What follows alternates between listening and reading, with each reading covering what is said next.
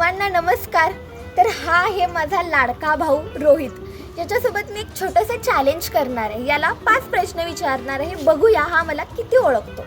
तर पहिला प्रश्न आहे, माझा आवडता रंग कोणता? तुझा आवडता रंग निळा.